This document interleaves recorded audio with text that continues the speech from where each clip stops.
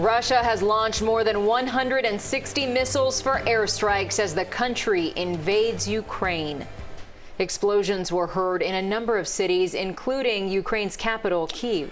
Now, the U.S. has imposed new sanctions against Russia in response to the invasion. World leaders are condemning it, some calling it barbaric. Ukraine's health minister says 57 Ukrainians have died as a result of the invasion. 169 more are hurt. Now, here in the United States, the invasion sent Wall Street reeling before it later recovered.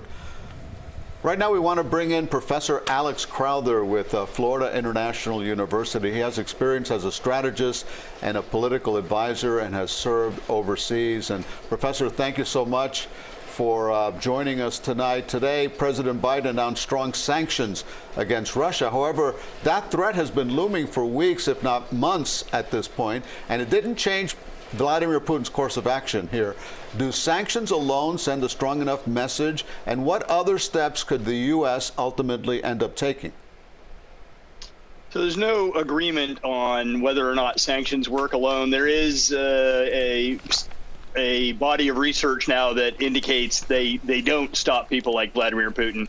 After the Minsk sanctions in 2014, Vladimir Putin redesigned the Russian economy to make it less vulnerable to sanctions. And so sanctions aren't going to bother Vladimir Putin, who is rumored to be one of the richest men in the world, or his people, because they've got the entire state of Russia to pillage for their own pocketbook. So they don't, the Russian people are going to suffer, but the Russian oligarchs and Siloviki, the security guys that run the country, aren't going to suffer at all. Yeah, you say those sanctions won't bother Vladimir Putin, but they could create that anti-war sentiment amongst the people in Russia. But you're saying that won't really be enough to change Putin's course of action here?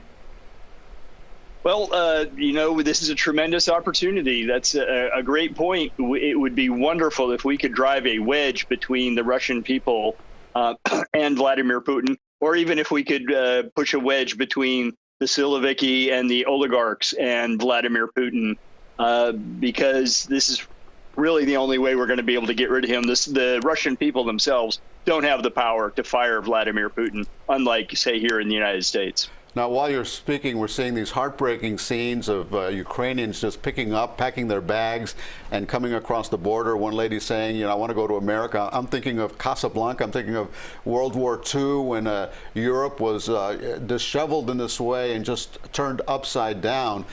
We're seeing the impact there. What about the impact in this country? We know about gas prices will go up. We saw the stock market lose and then recover at this point. What other economic impacts could Americans feel because of this invasion? Well, I think the biggest potential problem is if the Russians start doing cyber attacks here in the United States. For instance, the Capitol Pipeline attack a year ago originated out of Russia. And so if they do something like that, you could see them shutting down. It could be as bad as shutting down banking systems, shutting down air traffic, as we saw with the Capitol Pipeline, shutting down energy flows. They won't be able to sustain that very long, and it will be very targeted, but they could certainly achieve limited effects like that if they really wanted to. What about people who have family in surrounding countries in that area? Should they be concerned right now? What could they be doing to help them? I know here locally people are starting to gather supplies to send to Ukraine, but what else can people be doing, and how should Americans be responding to what we're seeing overseas right now? Well, so we've seen over the last couple of years that visas are a big thing, and so it would be very nice to let refugee Ukrainians here into the United States.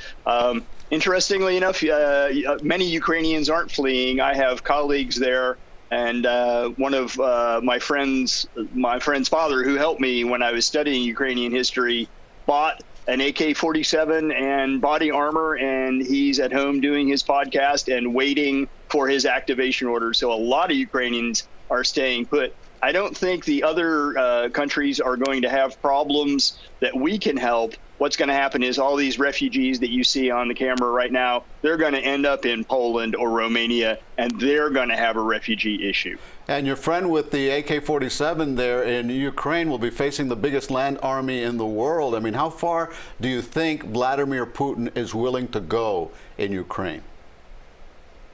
Well, Vladimir Putin, when he talked to the Russian people the other night, said that they were going to demilitarize and denazify Ukraine. So their accusations that the Ukrainian government is full of Nazis is obviously ridiculous. As a matter of fact, Zelensky is Jewish.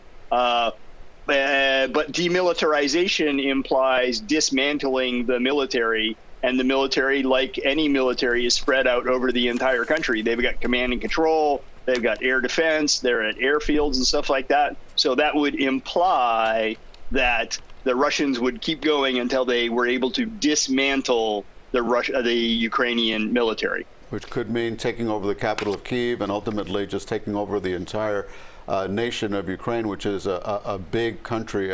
Professor Alex Crowther from FIU, thank you very much for joining us. I know you'll be joining us at 7 o'clock, and we'll continue our conversation with you.